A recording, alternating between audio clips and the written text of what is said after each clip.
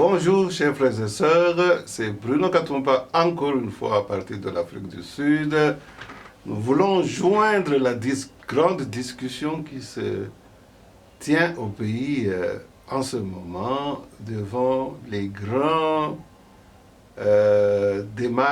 démarches et décisions qui ont été prises pour avoir une démarcation politique aussi attendue et aussi sérieuse. L'espoir du peuple congolais est vraiment au plus haut degré après avoir été déçu avec les années de Mobutu, de Joseph Kabila.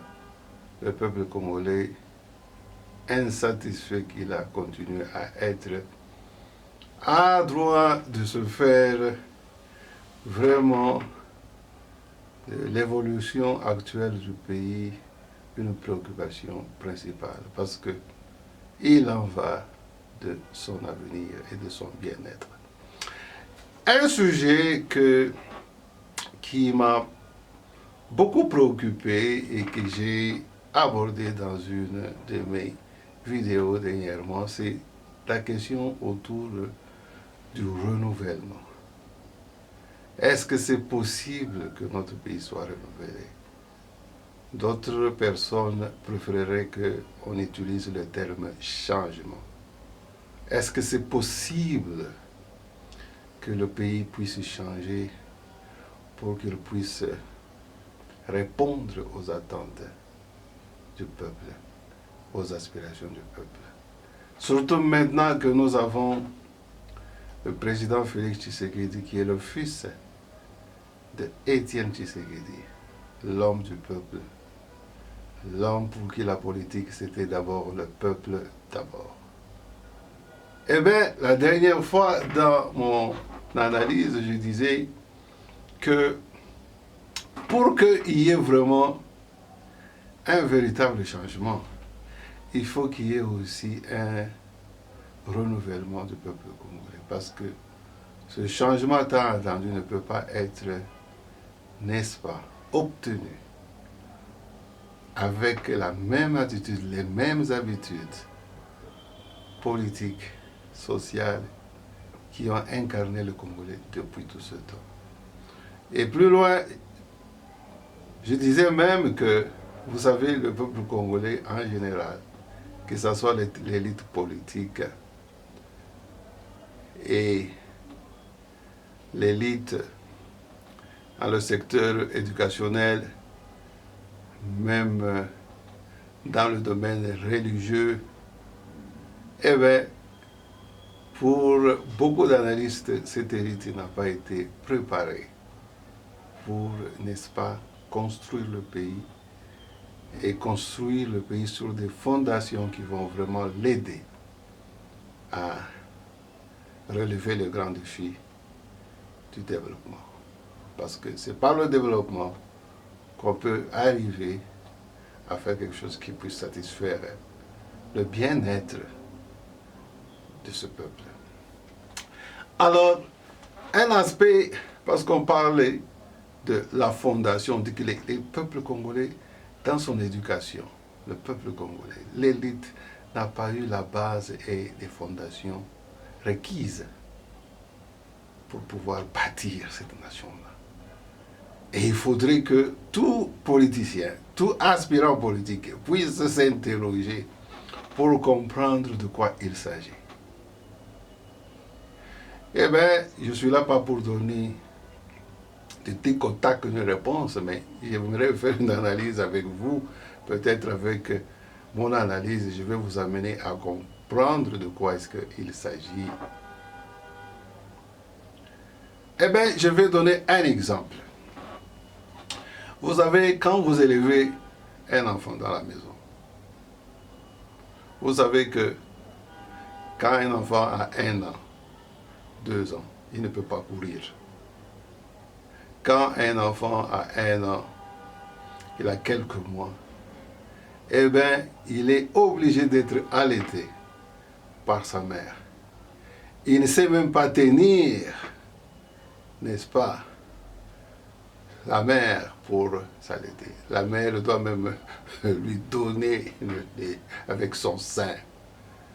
Mais plus l'enfant grandit, il se développe, à la longue, il saura prendre lui-même le sein, parce qu'il va savoir ce que le sein est, à quoi cela sert, parce que c'est de là que proviendrait le lait, cette nourriture dont il a besoin pour vivre, pour être fort, pour se maintenir, pour être heureux, joyeux tout le temps. Eh bien, c'est un chemin obligé pour l'enfant. Je voulais donner ces illustrations en disant ceci.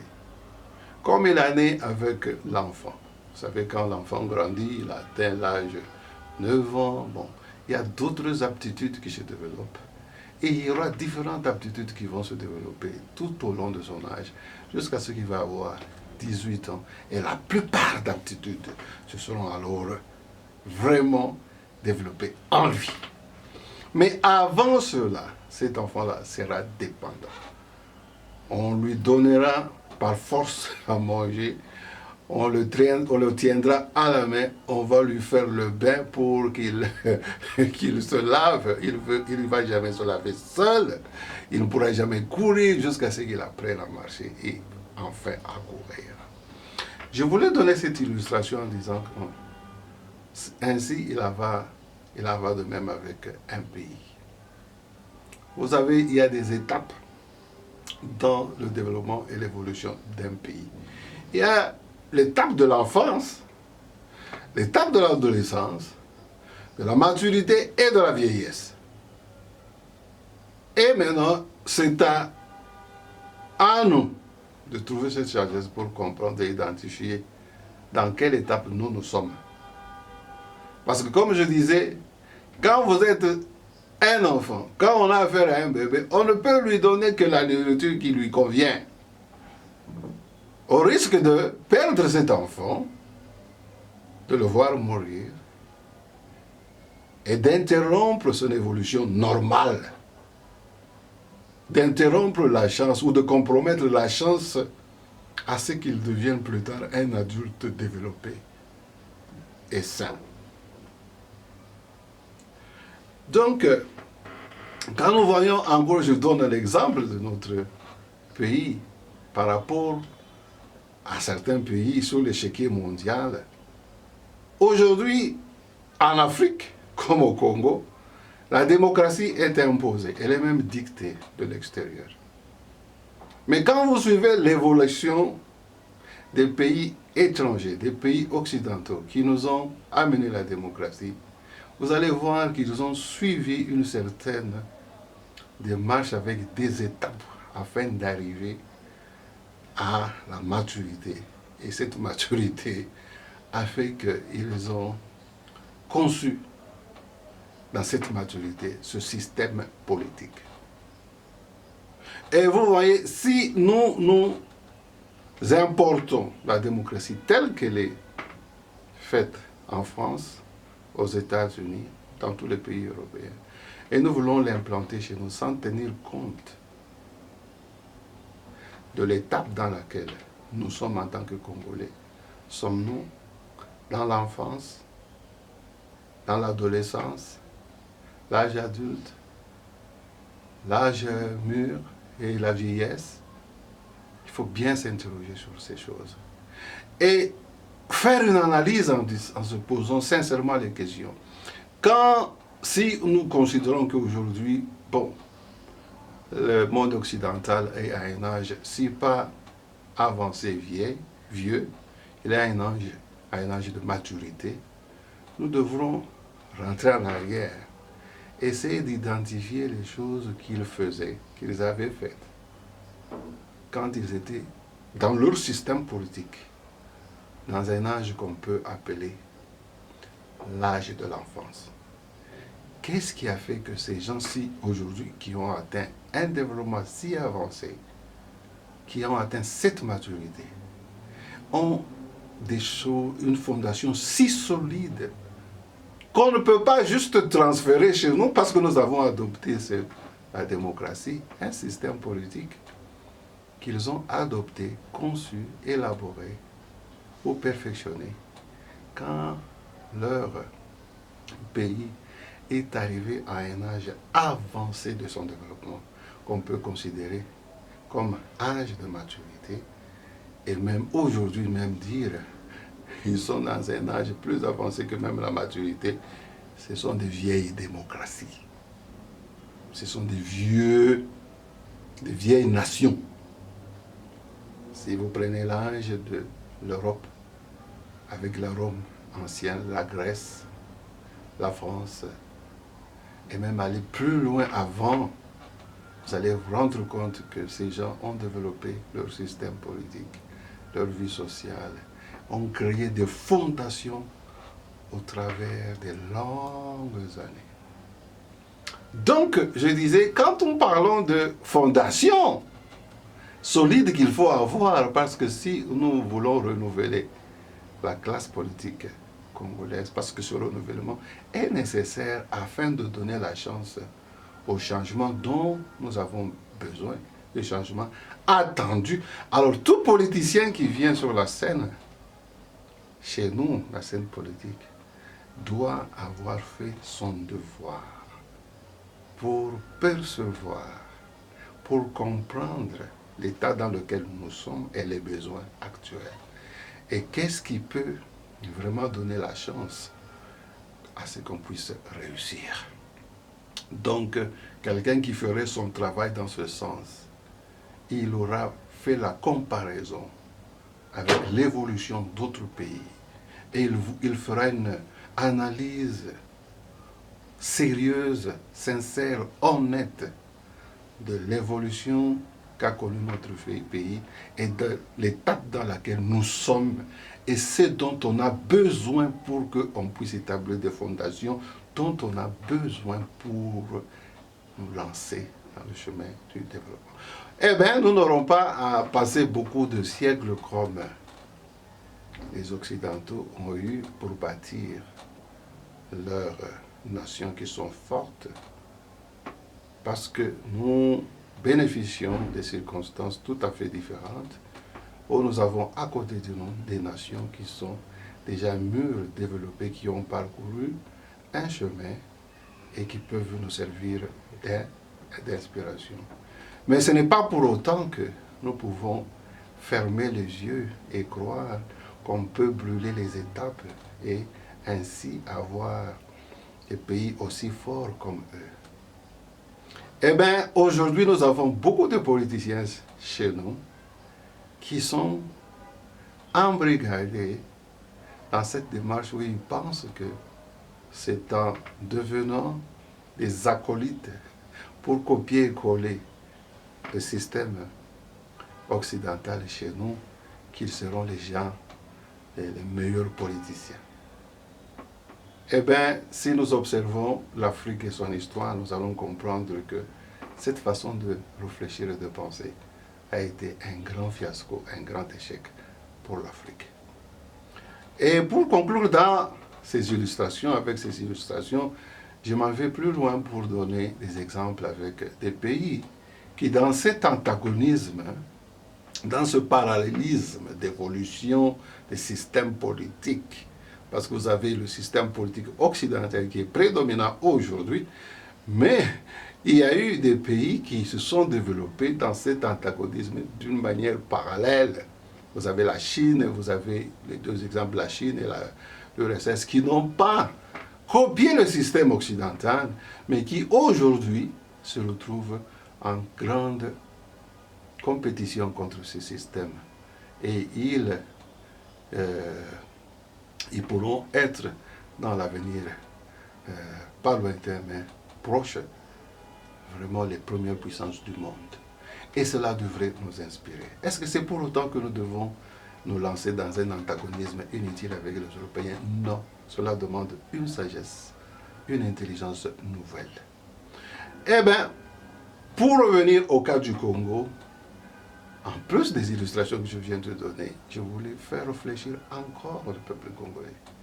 Est-ce que le système géopolitique tel qu'il a existé chez nous, hérité de la colonisation, avec une capitale comme Kinshasa, qui a galvanisé la politique congolaise, cette géopolitique peut encore donner la chance au Congo d'évoluer et de se développer? Parce que vous savez, je veux donner une autre illustration. Pour comment on lance même une fusée à la Lune, on doit chercher une position géographique favorable, de manière que, sur le plan même climatique, sur le plan atmosphérique, que la lancée de la fusée soit facilitée. Eh bien, le système géopolitique laissé par la Belgique, par le pouvoir colonial, était, n'est-ce pas, une architecture pour faciliter, n'est-ce pas, au pouvoir colonisateur la tâche, notamment d'exporter en dehors du pays, d'exporter vers les puissances métropolitaines, donc la Belgique et les autres centres occidentaux comme les États-Unis et l'Europe en général. Ainsi, Kinshasa a été choisi comme un port, comme une ville qui servait de sortie vers l'extérieur. Et vous allez voir que même dans la mentalité du Congolais à Kinshasa, la plupart des Kinois ont vécu avec un esprit tourné vers l'extérieur, pas tourné vers l'intérieur. Ce sont ceux qui sont venus de l'intérieur du pays, qui ont, quand une fois se sont retrouvés à Kinshasa, cherchent à voir comment est-ce qu'ils peuvent améliorer le reste du pays. Eh bien, c'est comme si nous avions été emprisonnés par cette géopolitique dans une position qui ne favorisera jamais notre élan pour le changement. Et ce n'est pas pour rien que, avant l'indépendance, la Belgique envisageait de déplacer déjà la capitale du pays vers le centre, parce que dans la perspective de continuer à vivre au Congo, de continuer à rester au Congo et de contrôler le Congo en y restant, comme par exemple les Blancs vivent en Afrique du Sud, eh bien le Belge avait compris que la position géographique, n'est-ce pas, de la capitale était vraiment une clé importante pour pouvoir développer le pays. Bon, c'est un des éléments. C'est pourquoi j'interroge aujourd'hui les politiciens. Est-ce que vraiment, en dehors du fait que cette démocratie que nous avons adoptée, c'est un système qui est importé, qu'on veut calquer chez nous, sans tenir compte de l'étape d'évolution dans laquelle nous, en tant que peuple et nation, nous sommes. Donc, c'est une démocratie qui devait être adaptée à la situation congolaise. Même si nous ne pouvons pas nous en passer, mais force est de savoir que nous devons adapter les choses selon nos réalités, parce qu'on ne peut pas donner à un bébé qui vient de naître des biscuits ou du foufou. Non, on lui donnera du lait. Et on attendra qu'il puisse marcher avant de le pousser à courir. Donc nous avons besoin de réfléchir profondément, de savoir si en réalité, le changement que nous attendons, si les dirigeants actuels se sont profondément inspirés de l'histoire du pays et de l'histoire du monde pour garantir ce changement auquel le peuple congolais s'attend. Sinon, si nous ne faisons pas l'effort d'interpeller nos leaders à cette prise de conscience, eh bien nous risquons de faire encore le surplace et de répéter les mêmes erreurs que la plupart des pays africains ont commis et qui ne les ont amenés nulle part. Ils n'ont jamais réussi à libérer l'énergie créatrice l'énergie de travail dans leur peuple. Les uns accusant les autres. Or, alors qu'au cœur du problème, c'est parce qu'il n'y a pas eu une analyse conséquente, ouverte et sincère sur l'histoire des autres peuples et notre histoire. Voilà, je parlais du renouvellement, je parlais de la fondation que le peuple congolais ou l'élite congolaise n'a pas reçue pour pouvoir, n'est-ce pas, bâtir notre nation.